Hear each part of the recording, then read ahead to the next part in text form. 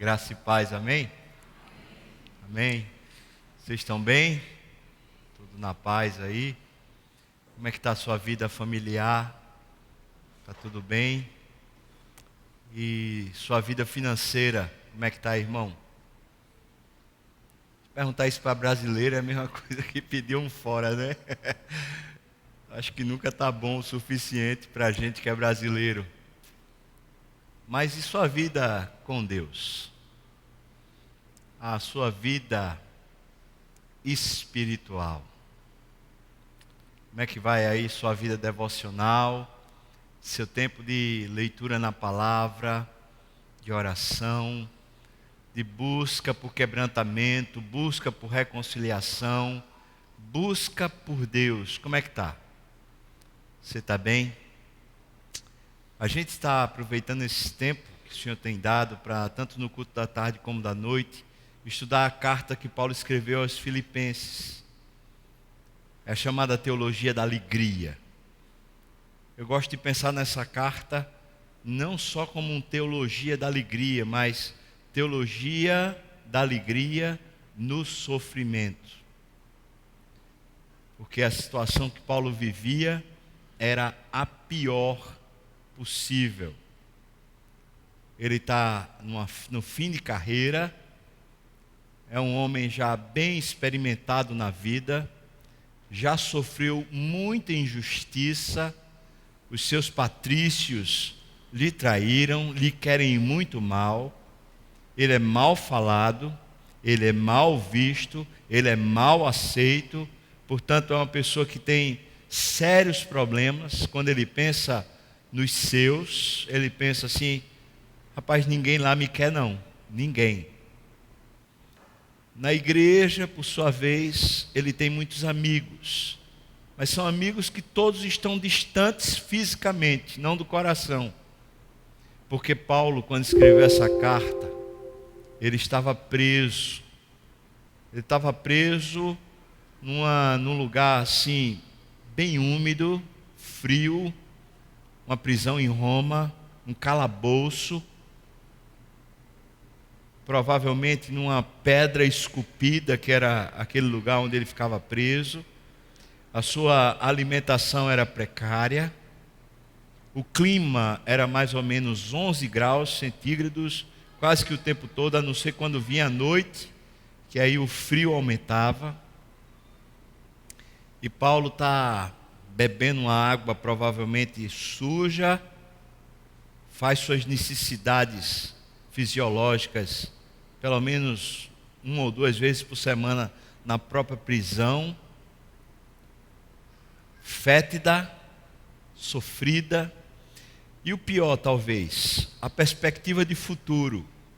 Quando ele pensava no amanhã, ele pensava assim: não acho que vem boa coisa, é muito provável que quando julgarem a minha causa, me tenham por malfeitor. Quando Roma decidir no tribunal a meu respeito, é muito provável que eu seja condenado à morte. Então, não tinha uma expectativa de futuro que fosse muito promissora. Pelo contrário. Alice a isso a seguinte questão: ele está recebendo na prisão cartas, notícias a respeito das igrejas que ele tinha plantado.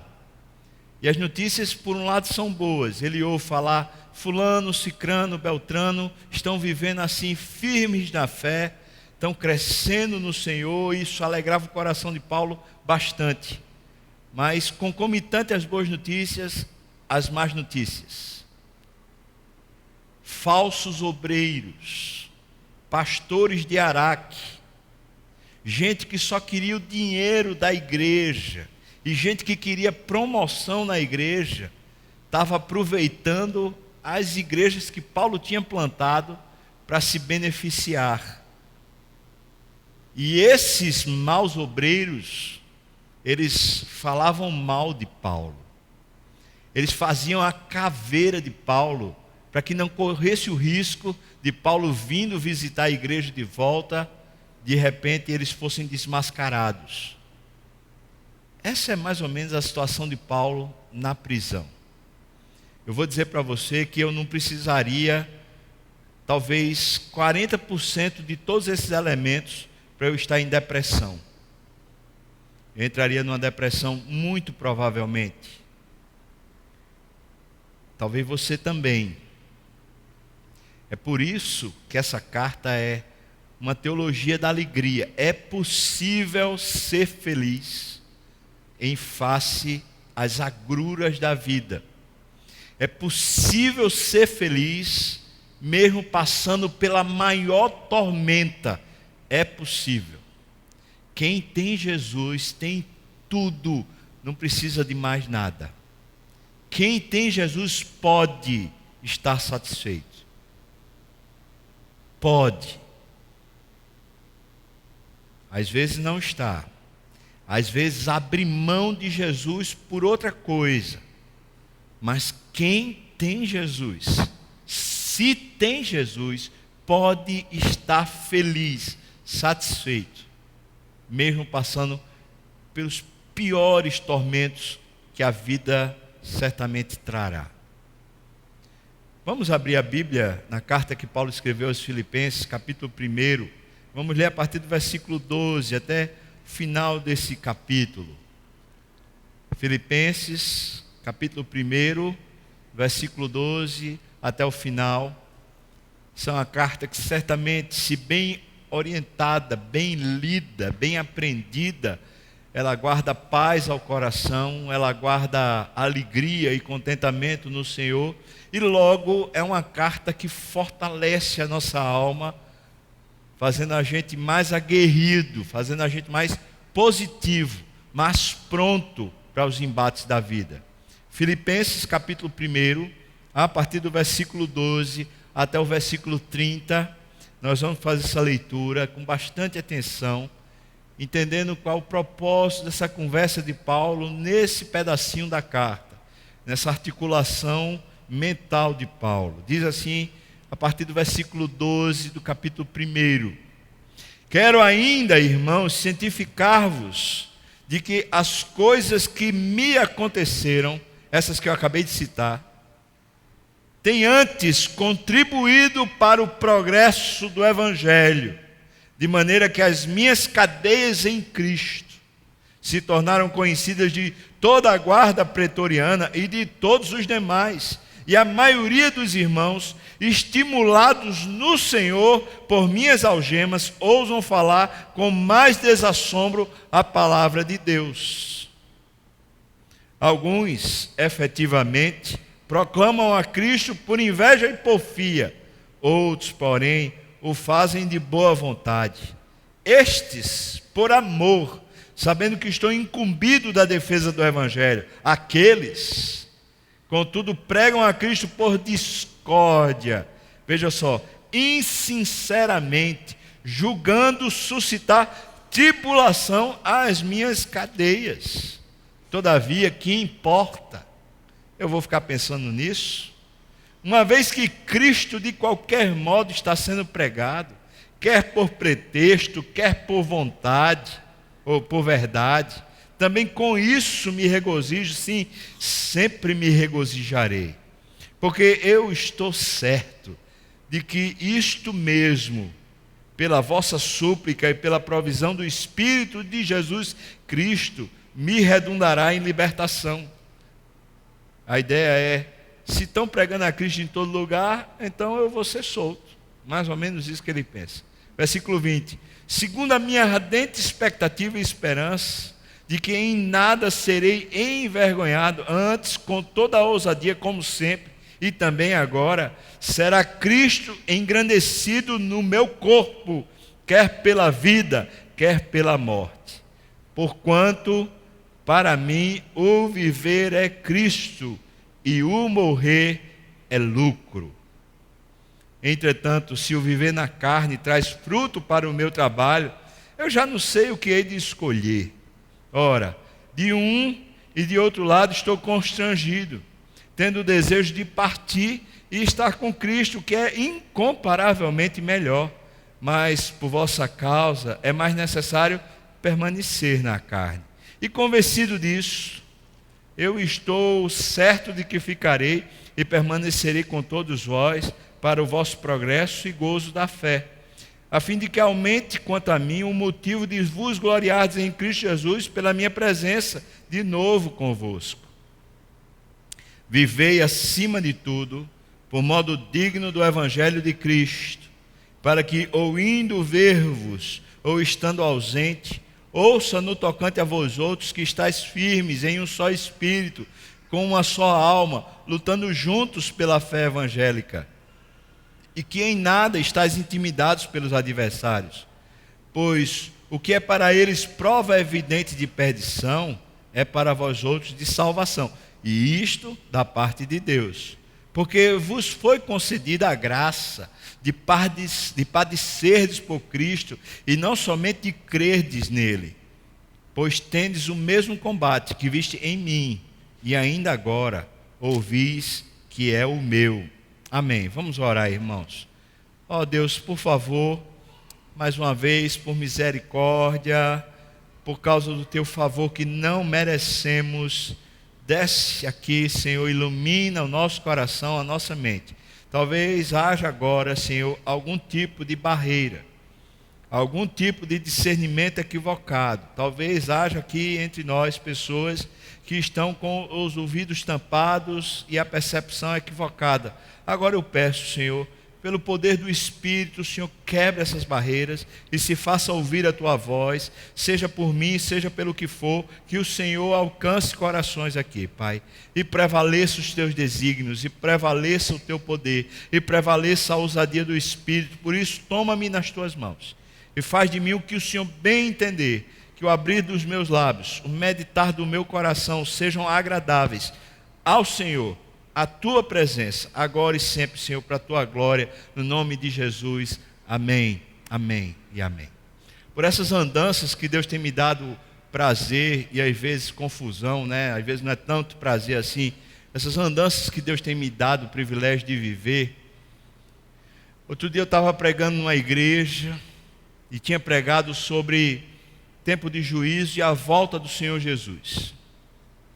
Ao final do culto, um senhor me procurou e me falou mais ou menos assim: pastor, eu estou com muita vontade de partir logo. Eu estou sofrendo demais e meu coração está muito agoniado, eu estou com muita vontade de partir logo. E ele disse mais ou menos assim: é como aquele versículo da Bíblia: viver é Cristo e o morrer é lucro. Eu estou achando que morrer para mim já é lucro mesmo. Eu falei: o que foi, irmão? O que é que está acontecendo? Ele falou assim: olha a minha situação, pastor. Minha mulher me trai. E eu sei que ela me trai. Eu ainda não consigo ter provas, mas eu sei que ela me trai. O meu filho, ele vive numa contínua prostituição. E eu criei ele no evangelho, eu criei ele na igreja. Mas ele vive continuadamente na prostituição. E a minha filha, além de viver na prostituição, ela resolveu se drogar. E eu só tenho isso. Eu tenho minha mulher e meus 2 filhos. E eu vejo que a minha família se esbagaçou, pastor. Então, quando eu deito a minha cabeça no travesseiro, a única coisa que eu penso é: eu queria era estar com Cristo. Eu queria era partir dessa vida. E eu fiquei pensando, como muitas vezes a gente erra nas percepções ou no entendimento das Escrituras.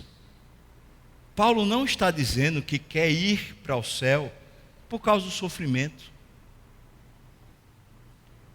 O texto não está falando que quando a gente está numa batalha muito renhida aqui na terra, a gente deveria ter vontade de morrer. O que aquele homem estava era com sinais de depressão. E ao que tudo indica, pelo que ele me falou, o problema que ele tinha era que ele se sentia injustiçado. Ele estava com pena dele mesmo. Ele estava com sintomas de autocomiseração. É aquilo que Pedro disse para Jesus quando Jesus começou a alertar os discípulos de que iria para a cruz. Olha, é necessário que o Filho do Homem seja entregue na mão de malfeitores, que irão maltratá-lo. e depois ele será julgado, condenado e morto numa cruz. Quando Jesus disse isso para os discípulos, Pedro chamou ele à parte e falou assim: mestre, espera aí, faz isso não, de modo algum isso te acontecerá. Para com essa conversa, que conversa mais mórbida, que negócio mais feio, para dessa conversa, essa conversa está muito ruim. E Pedro disse: tem compaixão de ti. E Jesus repreendeu Pedro e disse assim: arreda, Satanás, porque tu não cogitas das coisas de Deus, só cogitas das coisas dos homens. Por isso eu posso entender que no meu coração, a inclinação que eu tenho para a depressão, eu e mais uma porcentagem gigante da população do mundo, a inclinação que temos para uma depressão, para uma crise emocional, para uma instabilidade emocional, não se dá necessariamente por causa de doença, ainda que haja um percentual daqueles que entram em depressão por causa de alguma doença clínica real. A inclinação que tenho no meu coração para a depressão se dá por causa de autocomiseração, porque muitas vezes eu me sinto vítima da vida, eu me sinto vítima de outras pessoas. É como se algumas pessoas tivessem o poder de me fazer feliz ou triste. Algumas pessoas tivessem o poder nas mãos delas de me satisfazerem ou de simplesmente me prejudicarem. E você vai dizer: mas é óbvio, pastor, que existe isso mesmo. E eu vou dizer para você, me parece, irmãos, que depois que nós nos tornamos crentes, depois que Cristo morreu por nós na cruz, eu acho que isso não é a maneira bíblica de pensar. Pode ser até fato, ou seja, a gente vai lidar com essas questões que vão ocorrer, fatos, mas essa não é a maneira bíblica de eu pensar a respeito dos fatos. Ou seja, uma coisa é o que acontece, outra coisa é como eu administro as coisas que acontecem. Uma coisa é a situação que chega e cai no meu colo, outra coisa é como emocionalmente eu lido com esse negócio que chegou, com esse pacote, com essa situação ruim que chegou sobre mim. O que é que eu faço? A questão é, a Bíblia não diz que não vamos passar por sofrimentos. É garantido que os sofrimentos virão. E Jesus parece ter dito para os discípulos que aqueles que irão seguir Jesus não apenas sofrerão os sofrimentos normais da vida, como todos os demais também sofrem, mas seriam também perseguidos, humilhados, maltratados e até padeceriam por causa do nome de Jesus. Ou seja, aquele que um dia resolveu ser crente, foi salvo pela cruz, tem um agravante, vamos dizer assim. É como eu me lembro de uma senhora uma vez aqui da igreja, senhora que tinha se convertido e disse assim: eu me converti, eu pensei que a minha vida ia melhorar, aí foi que bagunçou tudo, minha família não me entende, eu passei a ter problema no emprego porque eu me posicionei, eu terminei sendo demitida, parece que a vida virou um buruçu, que eu não sei mais o que resolver. E a pergunta que eu fiz para ela foi: está arrependida? Ela falou: não, porque eu amo é Jesus. Me parece que a perspectiva bíblica não é que quando eu abraço Jesus, eu agora abracei uma vida boa aos meus olhos. Quando eu abracei Jesus, eu ganhei a vida eterna. Mas a vida eterna é essa, que a gente conheça a Deus, o Pai, e conheça Jesus Cristo. A vida eterna não é eu desfrutar dos prazeres, desfrutar das benesses, desfrutar de uma vida tranquila, onde os aperreios, os problemas, os impasses, as humilhações e as crises não virão sobre mim. Essa não é a promessa de Jesus. Eu preciso entender isso, porque eu estou passando por uma crise. Nós brasileiros estamos passando por uma crise, e qual é a nossa esperança? Qual é? Nós evangélicos, como estamos a respeito do Brasil, a respeito do futuro do Brasil que nos espera? Notícias, às vezes malignas, estão vindo a respeito de planos, de governo, de histórias e de coisas, e a disse-me-disse, e a fofoca, e junto com isso há uma série de delatores, e há também uma série de questões que são mesmo corrupção, que estão vindo à tona, e eu e você somos solapados por essas notícias. Todos nós, simultaneamente, estamos debaixo desse mesmo problema. Nós que somos crentes e os que não são crentes estão debaixo do mesmo problema. Concomitante a esses problemas, todos nós temos os nossos próprios problemas pessoais, em casa. Talvez você é casado e seu marido de repente não é um bom administrador financeiro, gasta mais do que devia, e some-se a crise do país, a crise com seu marido, que o cara não tem, parece que não tem um simancol para dizer assim: para com esse negócio, rapaz, vamos gastar o que a gente deve e não o que a gente quer. Talvez sua mulher seja assim, e termina tendo aquelas broncas, aqueles problemas, talvez vê um desemprego, um arroxo nas contas, no orçamento. Como é que a gente lida com isso? Talvez aconteça com você algum tipo de perseguição. Alguém que sabe que você é crente lá no trabalho.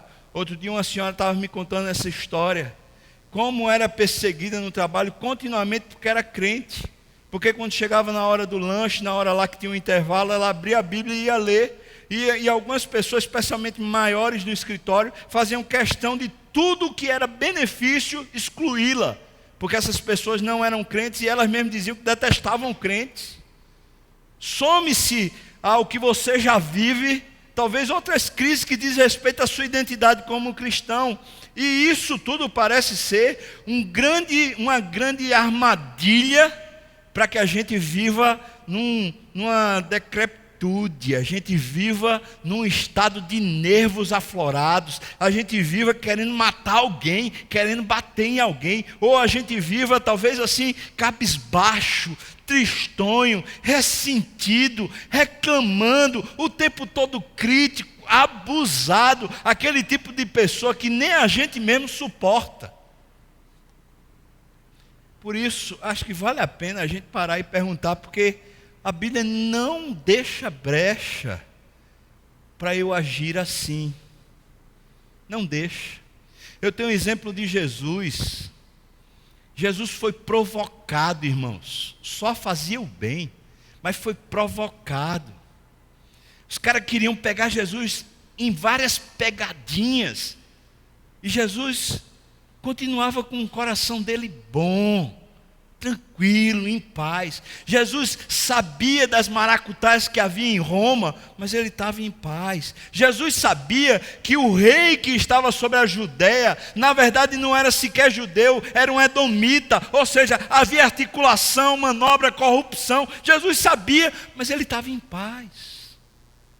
Jesus sabia que o povo estava sendo oprimido, que havia problemas de injustiça social, ele sabia, mas ele estava em paz, continuava tratando bem, ele continuava fazendo o projeto de Deus, ele continuava com o coração sereno, ao ponto de poder dizer: olha, venham a mim todos vós que estáis cansados, aflitos, sobrecarregados, venham a mim, eu vou aliviar vocês.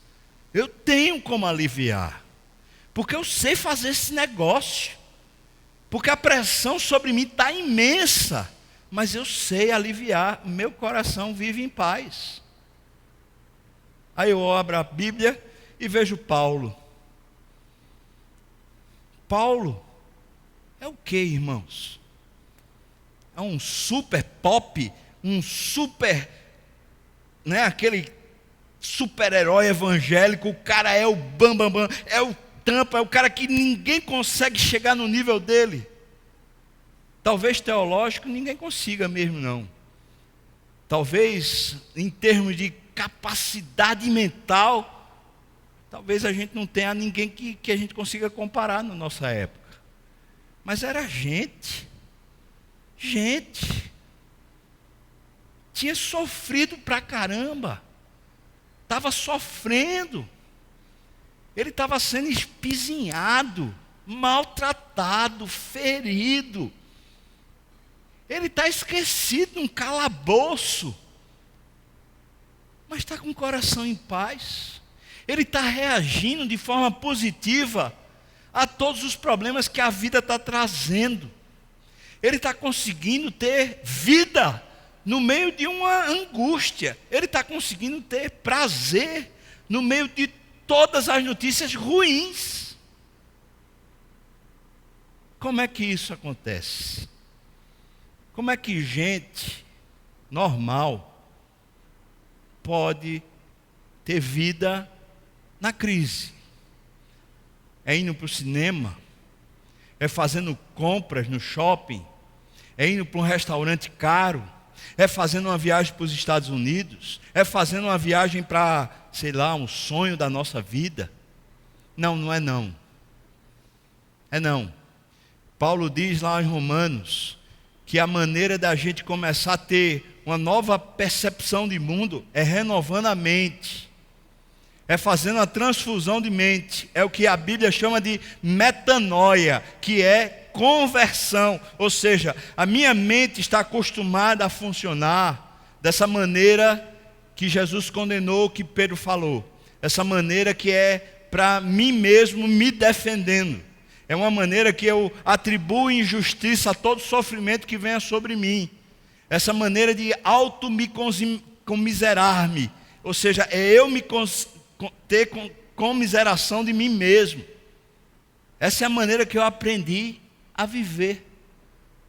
Ou seja, qualquer coisa que vai contra a minha vontade, qualquer coisa que me humilhe, qualquer coisa que me empulhe, qualquer coisa que seja tirado de mim, perda que eu sofra, problema que eu passe, qualquer crise, eu me sinto de alguma maneira injustiçado. Eu me sinto de alguma maneira roubado, eu me sinto de alguma maneira manipulado. Isso me causa indignação, tristeza, gera uma ambivalência. Eu fico todo cheio de crise para todos os lados e a vida que deveria ser grande e suficiente para eu viver com prazer, ela se torna uma vida de desgraça.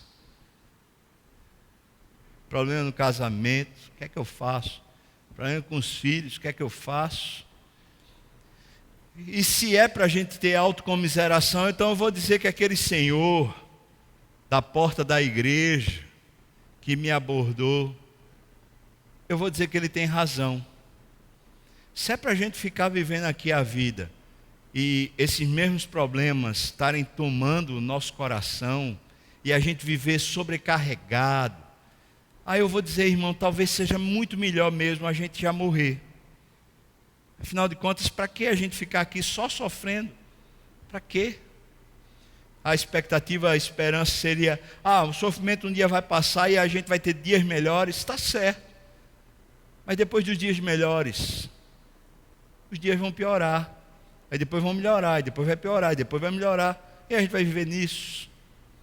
Precisamos de uma causa para viver.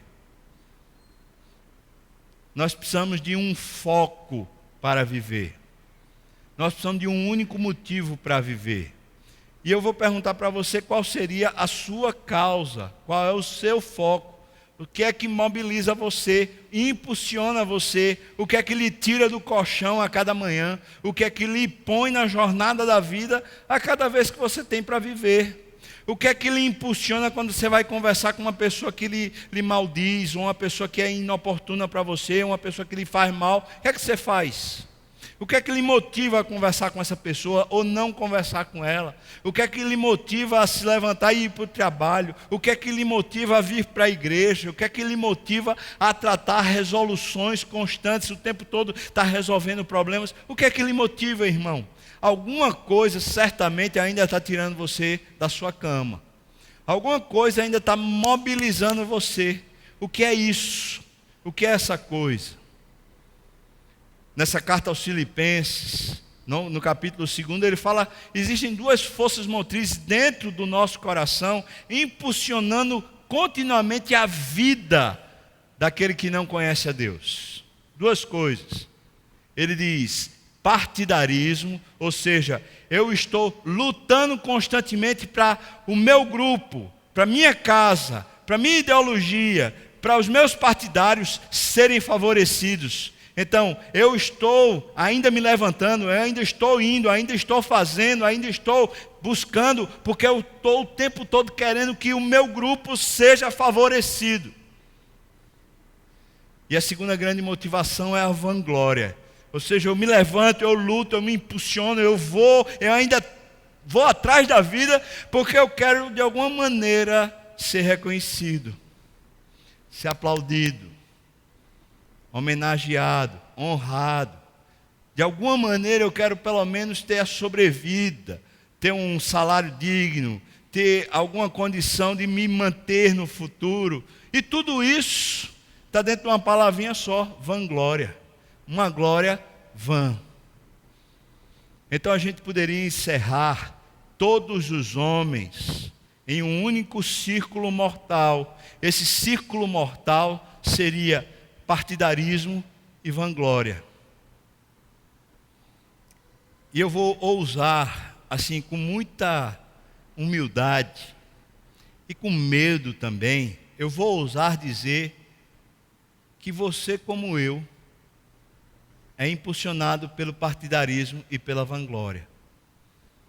Muitas vezes as disputas que temos é para defender o nosso, não é para defender o certo, não é para fazer a causa de Jesus maior, não é para fazer o evangelho crescer na terra, é só para defender o nosso espaço, o nosso salário, nossa vez, nossa oportunidade, o que é nosso, nossa família, nossa casa, nossos parentes, nossos ideais, o nosso.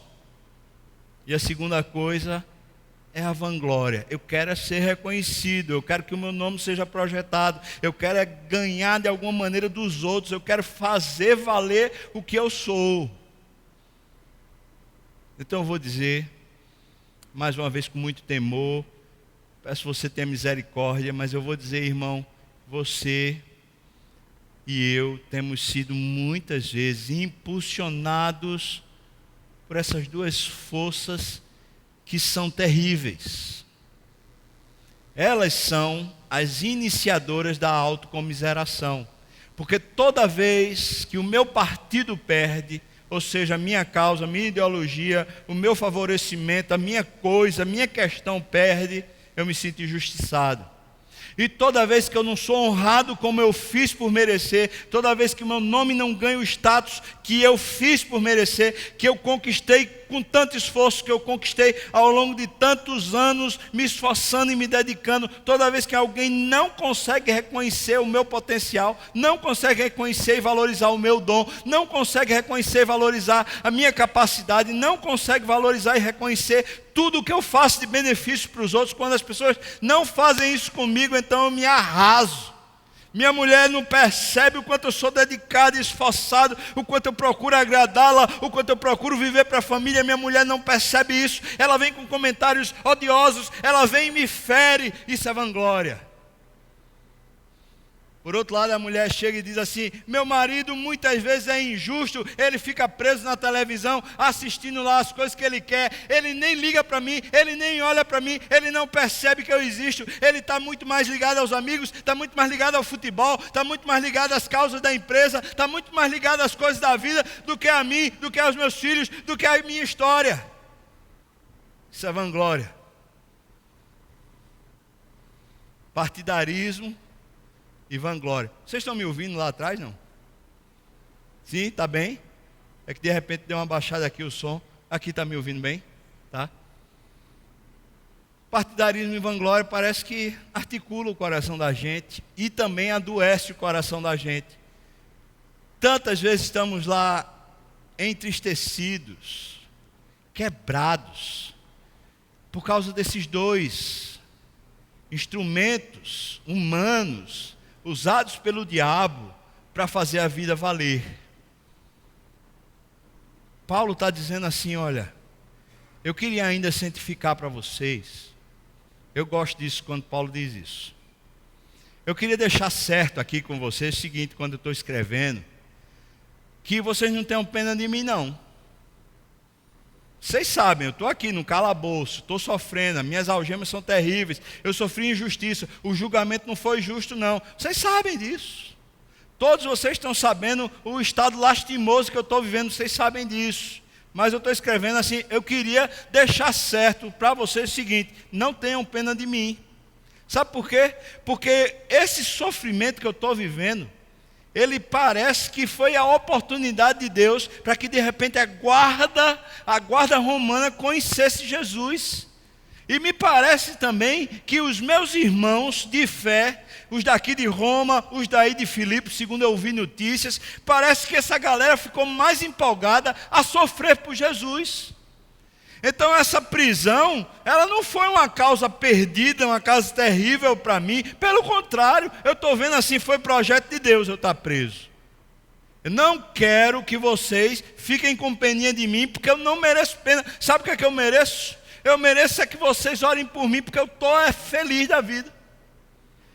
Está tudo ruim, o problema é grande, mas eu posso dizer que o nome de Jesus está crescendo por meio das minhas algemas. Que confusão é essa, Paulo? Como é que você para pensar coisa desse jeito? Porque isso é totalmente invertido, isso não parece ser a mente de uma pessoa que está sã.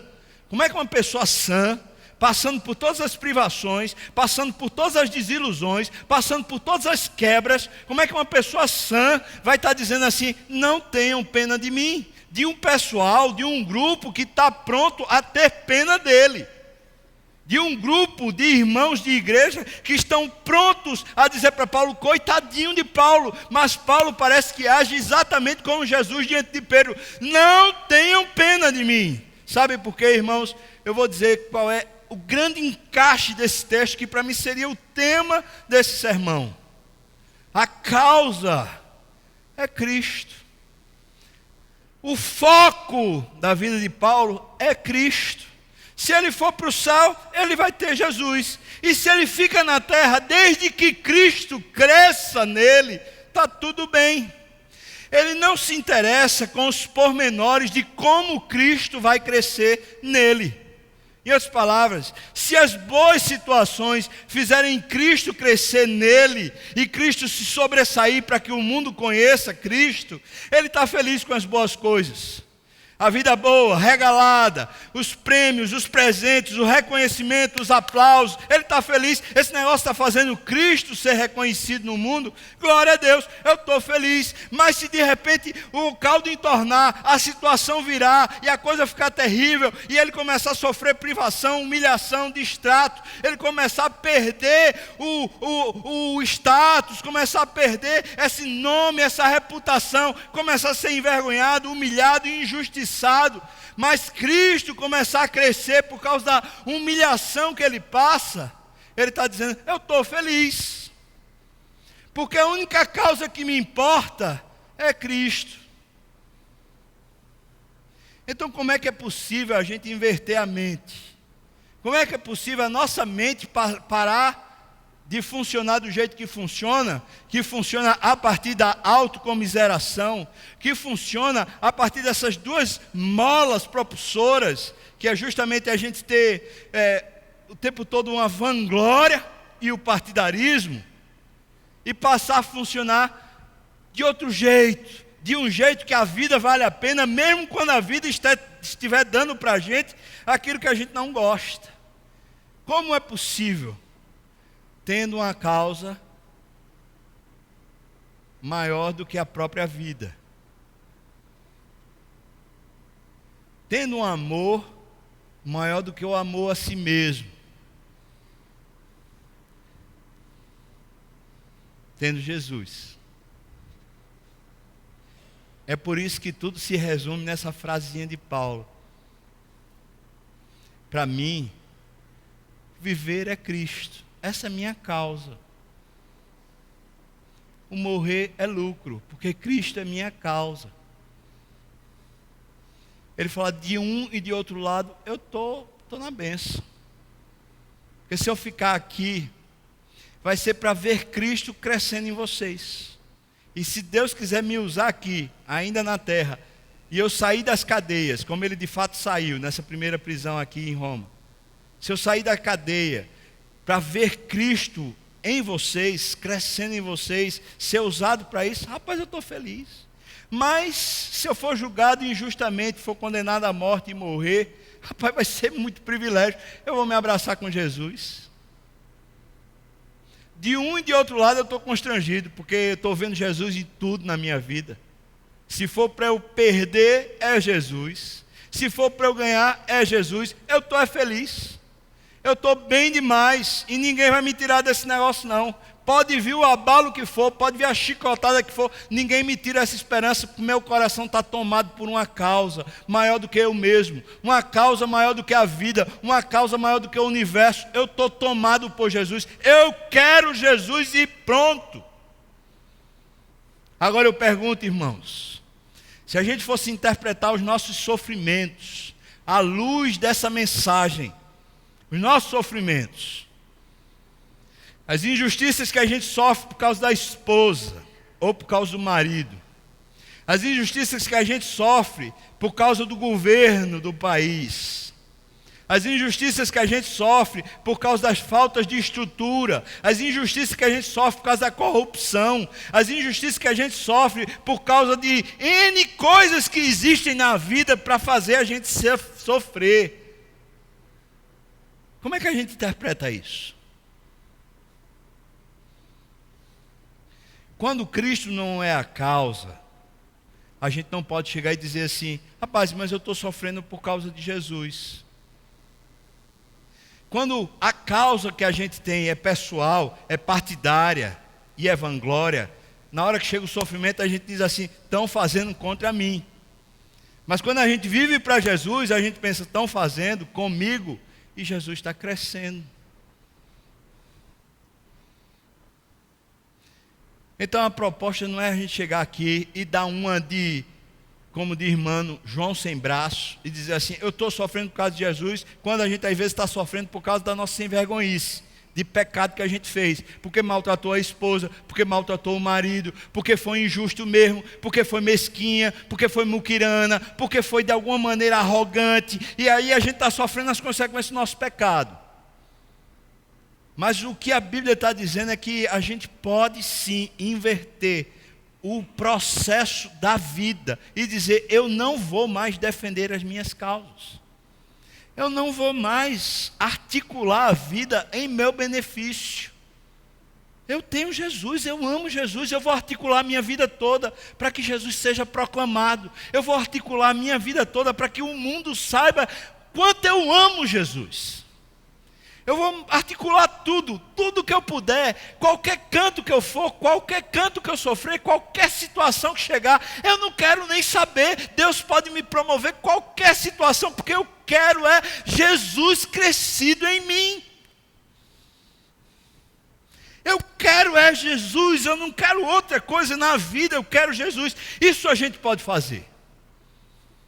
E se a gente desligar aquele botãozinho lá atrás, do favorecimento pessoal, da vanglória, do partidarismo, se a gente desligar esses botãozinhos que estão lá atrás, acionando a vida no nosso coração, desliga aqueles, liga o novo botão. Qual é o botão? É Jesus. Eu quero Jesus. Eu quero conhecer a Cristo. Eu quero me envolver com Cristo. Eu quero me apegar com Cristo. Eu quero ver Cristo ressurreto em mim. Eu quero ver o poder de Deus me levantando na dor. Eu quero ver eu chorar de prazer em Deus. Eu quero. Isso é poder, irmão. Isso é vida abundante. Que a vida abundante é essa: conhecermos a Deus de todo o coração e conhecermos o Filho bendito que veio ao nosso encontro para nos abraçarmos com Ele.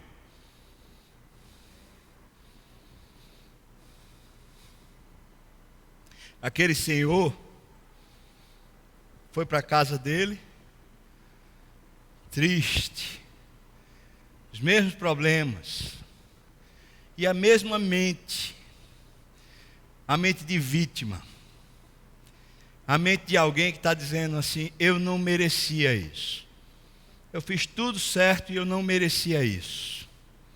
Saiu do culto, e os motivos da vida dele, a causa da vida dele continuava sendo aquelas duas coisas: vanglória e partidarismo. Saiu triste, com a depressão lambendo os seus pés. Mas Paulo não. Paulo escreve, dizendo, eu não estou nem aí. E ainda escreve, irmãos, por favor, vivam, acima de tudo, pelo Evangelho. Para Cristo, o Evangelho, não a igreja, não as causas da igreja, mas Cristo, o verdadeiro Evangelho. A Cristo morto na cruz por causa dos meus pecados, para que o Evangelho se torne vivo em mim. Vivam assim, de todos os modos, com toda a força, com toda a dedicação.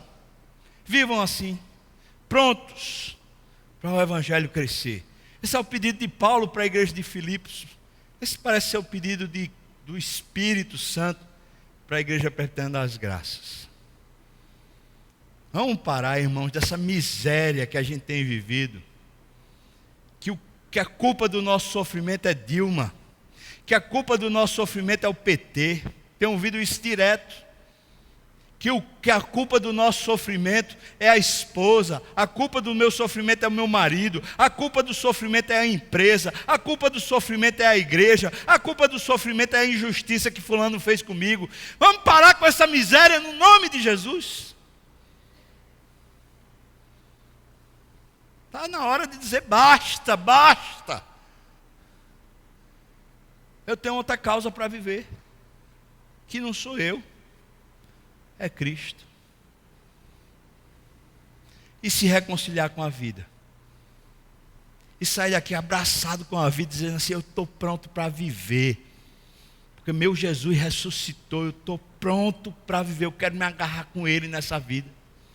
Eu quero conhecer a Ele. Eu quero aprender dEle. Eu quero sugar dEle tudo. Esse poder que faz a gente passar pelo sofrimento sem dor.